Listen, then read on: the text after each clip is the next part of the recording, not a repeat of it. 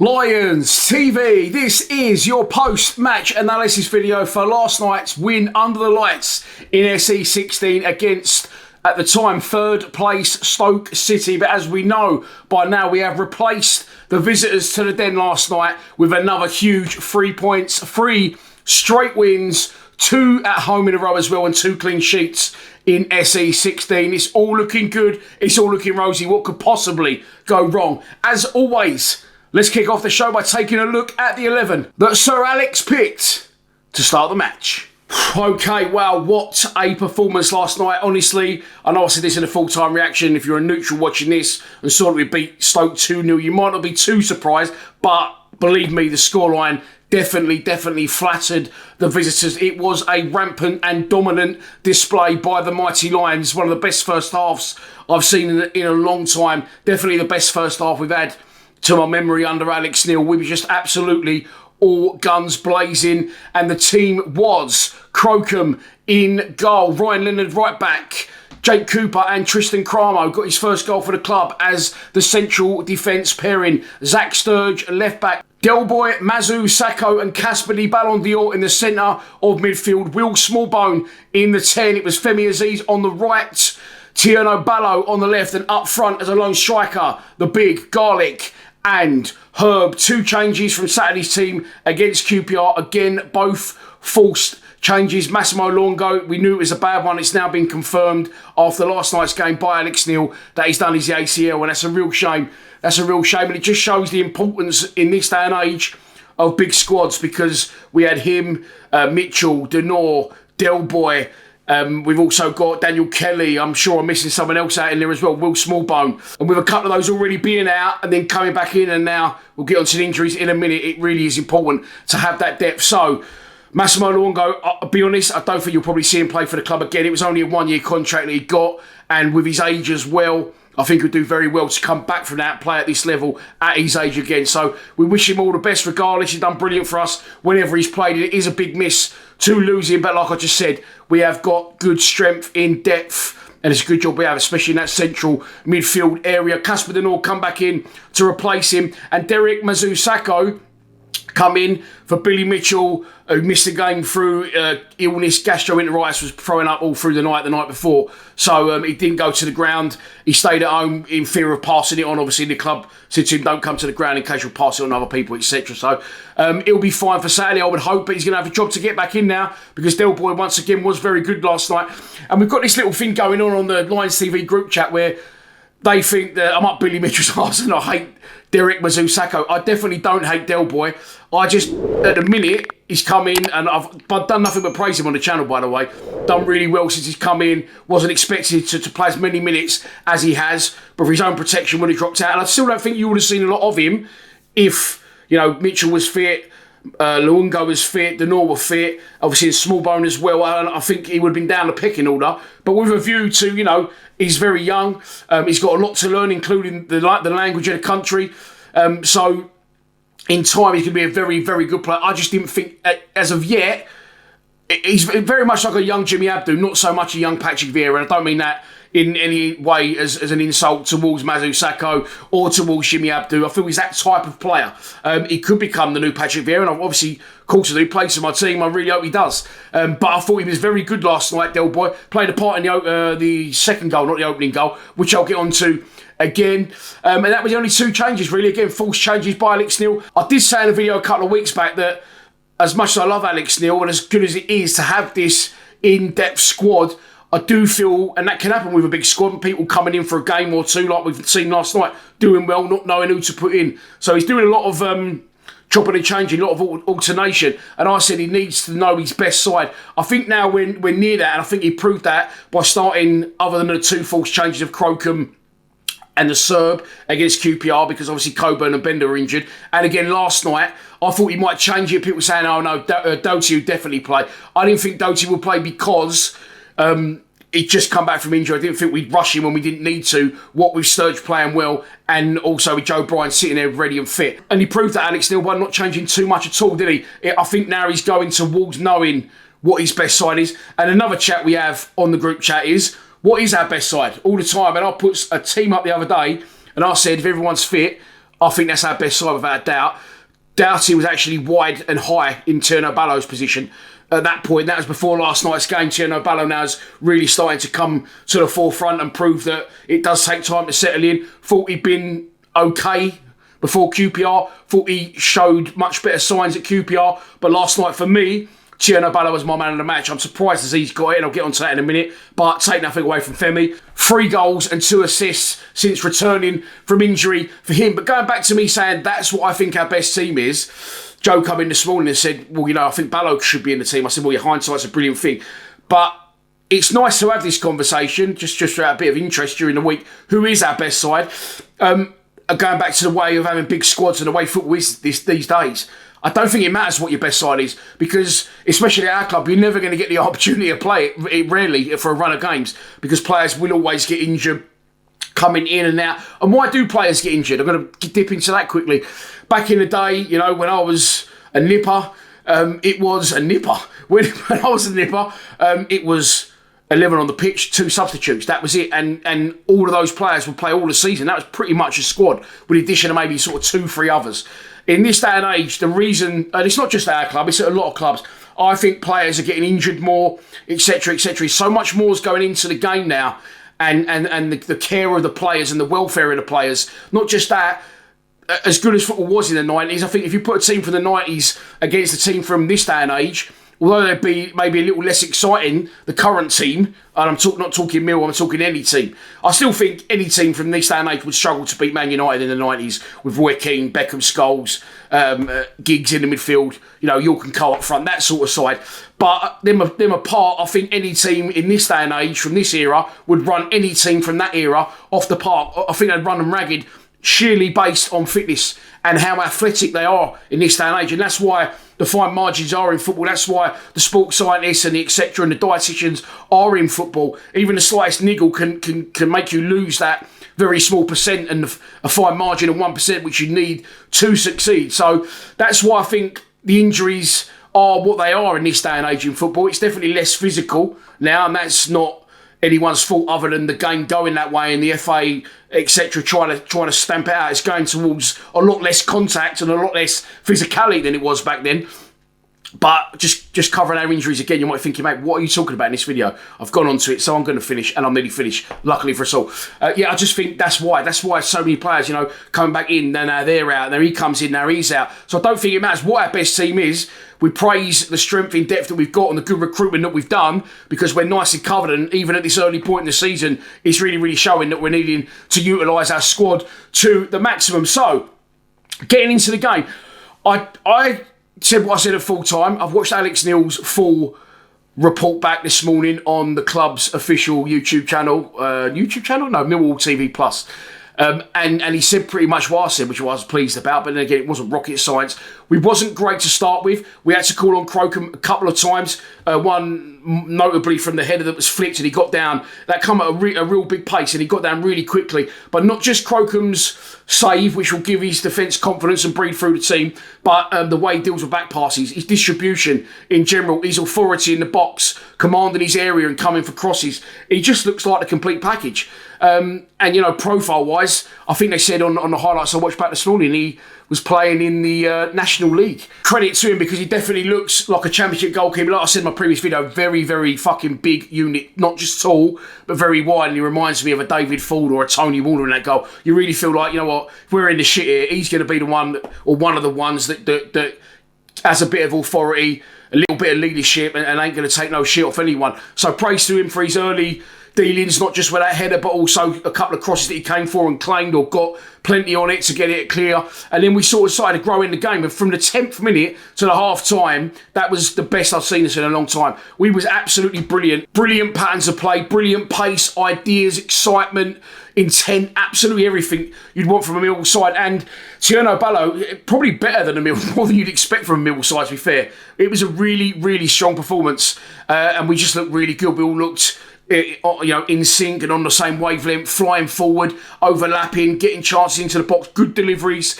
And the chances that we had, Tierno Ballo actually had 2 opportunities to score before he actually set the first goal. I can't remember the first one off the top of my head.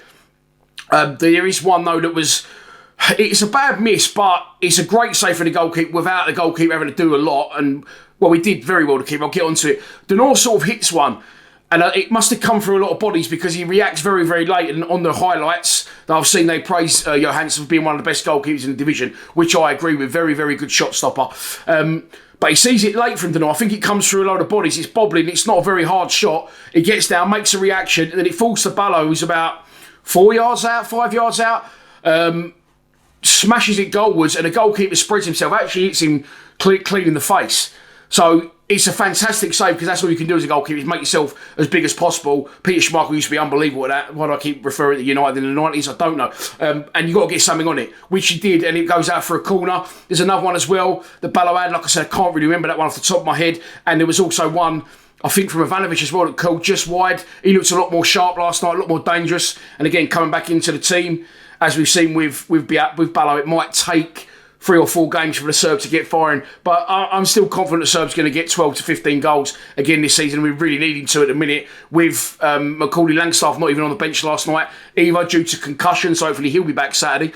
But the goal comes. Finally, we break them down. Their player goes down in that exchange, which saw him as a result being booed for the rest of the game. Fair play to the ref, play on. We don't always get refereeing decisions. The commentator said the same. I don't know why he's gone down. I don't think he's thrown himself down. I think he's felt some sort of contact, but not in the initial one where Ballo does really well to sort of control the loose ball and stab it past him. Maybe as they've gone past each other, he wouldn't have gone down for no reason. He could have tried to get back. It was a long way out from goal, wasn't it, if he was the last man? But he doesn't. He goes down as a result. Like I said, he's booed for the remaining 90 or so minutes or whatever was left in the game. And Ballo puts in a cross of the highest order. Is similar to the cross that was put in by Coventry for their 3rd goal, which I was absolutely cooing about the next day. And I'll praise him not just for the delivery, but his ability, which we don't see enough of these days, and that is picking someone out in the box. I say this all the time. People get away with things. When I say people shirk responsibility on the ball, 2 yards, fuck me, I don't want it. There's another way this can happen as well with wingers or people where they've got an opportunity to put the ball in the box, and what they do is they probably think, if I put that into that area, that's all I've got to do. I won't get a bollocking because it's in the right area. No one's in there, not my problem. But Ballo doesn't do that. He waits and waits and waits. He gets his head up and he picks out of a rocket of a cross absolutely perfectly. Femi Aziz, who makes a great run, back post. Aziz heads home, his 3rd goal in 3 games. And yes, I'll praise myself again by saying he's our best attacking player and we really, really miss him and I can't wait for him to come back. But he's exceeded even my expectations because not only is he now delivering with his assist, which he already was, he's now delivering in front of goal, which he wasn't doing previously. I think he got a couple at Leeds, didn't he, in the Cup last year, but he missed an absolute sitter on the opening day against Norwich, and he's a real talent. They both are, and it's going to be very, very difficult, I think, in the long term for us to hold on to Aziz if he keeps playing like that. But I say that all the time about players. If we currently are where we are in a division, going in the direction we are, if we can sustain that and show some momentum and show some form and we're able to sustain it, then why would he go anywhere else? He probably want to play Premier League football with Millwall. Hopefully that's the dream. I will say as well that I always say about play wingers on the correct wings where they can get crosses in. And obviously he's done that with Ballo, but I've missed the trick here because I always say, people play inverted wingers, they should play wingers that aren't inverted and get to the touchline and get crosses in. We're now doing a bit of both. We've got Ballo on the left who's left-footed. Well, he looks left-footed to me. People probably say in the comments he's not. But after that last night, surely he is. That's his strong foot. So he's hitting the touchline, but on the other side, Aziz is cutting in. So it's giving you 2 different types of cross and 2 different options. We go 1-0 up. Not long after, it's 2. It comes from a free kick won by Derek Mazusako, who was very good at reading the game, but also once he's read the game, getting to where he needed to be, nipping in front of him. He done it on more than one occasion, winning his free kicks or breaking up their play. So well played, Del Boy. I do like you, despite what the boys in the Lions TV WhatsApp group think. He actually wins the free kick. If I'm honest, watching it back on the slow motion replays this morning, I watched the extended highlights on Millwall TV because I was that happy with the result.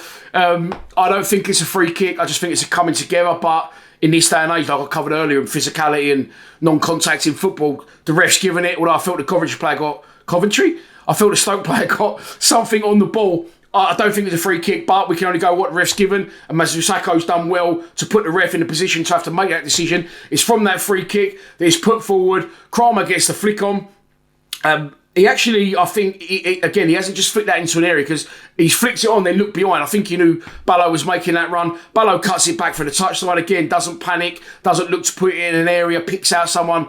Definitely, I'm picking him out with this cross. That's how confident I am on how strong my delivery is going to be, and that's where it's going, which is what he did. And Kramer meets it first time, left-footed, fires it into the roof of the net, makes it look very, very easy, scores his first goal for the club in the process, but it was an absolutely brilliant strike again against a strong goalkeeper like we know and we've covered earlier in the show. Really, really good goal from Kramer. He made it look so easy. Well done to Kenny as well. He couldn't go last night because he has his little girl on a Tuesday. He'll be there on Saturday. He usually backs Cooper. First goal, he's backed Kramer last night. He's put 25 quid in it. Sent me the screen grab. I might put it on the screen actually. I might not because it might have something on it that you don't want you to see. But £475 for Kenny for the Tristan Kramer second goal. And we're cruising. And after that, there were just more and more chances without really testing their goalkeeper, but trying to do the right things. And the crowd will always appreciate that at the Den. The only downside from the first half is, of course, it wouldn't be Millwall if there weren't some sort of chaos. Will Smallbone, who again I really like, think's doing really well, and I've covered that loads, but he was only going to get stronger with games. He just running down the touchline, pulls up a hamstring injury. Stoke wouldn't kick the ball out, and as a result, it's caused even more bad feeling and uproar, which suits us as fans. Ryan Leonard was not happy, flew up there, and rightly so. There should have been a few more in my opinion, all in, one in.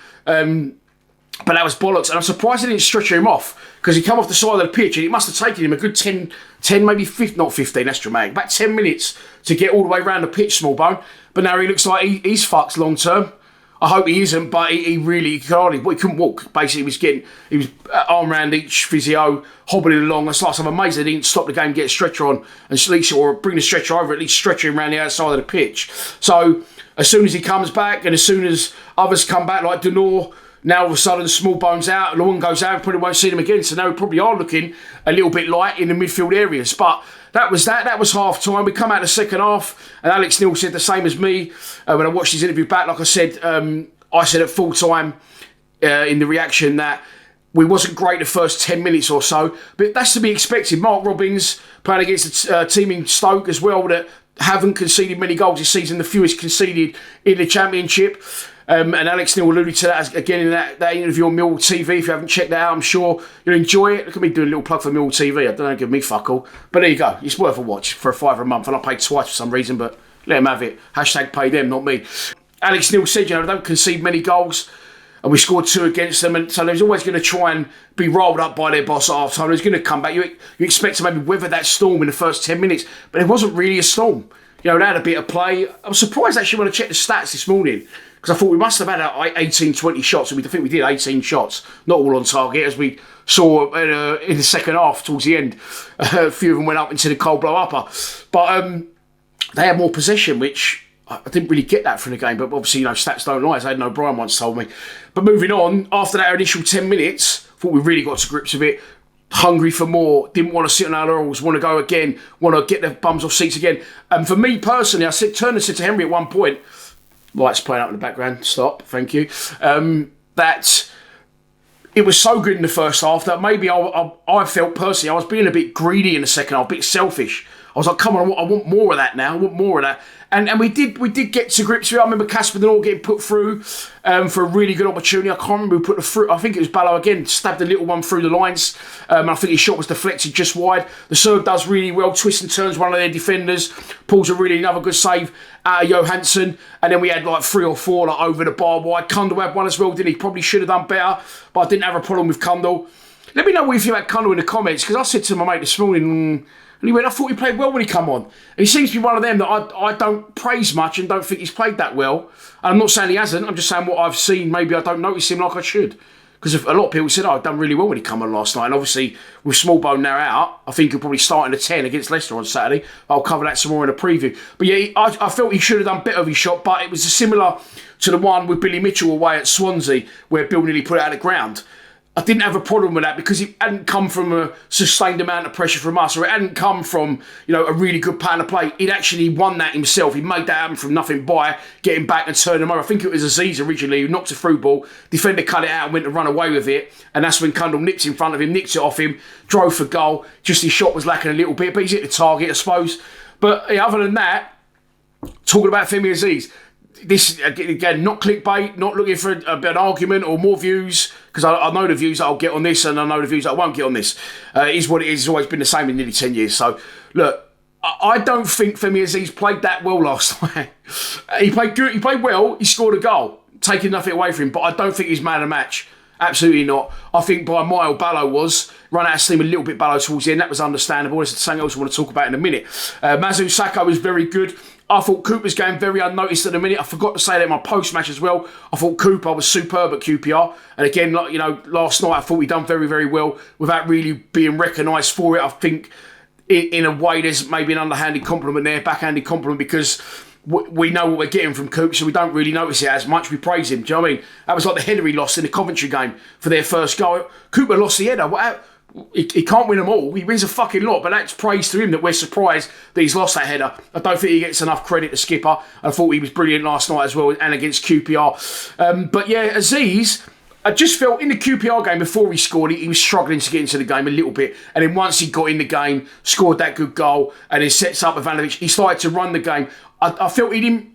It does sound a bit stupid. He scored the goal, the first one, but I felt that when he was getting on the ball, he showed flashes. But usually, like I said in previous videos, he's becoming the new Jed Wallace and more. He's dominating and dictating games single-handedly.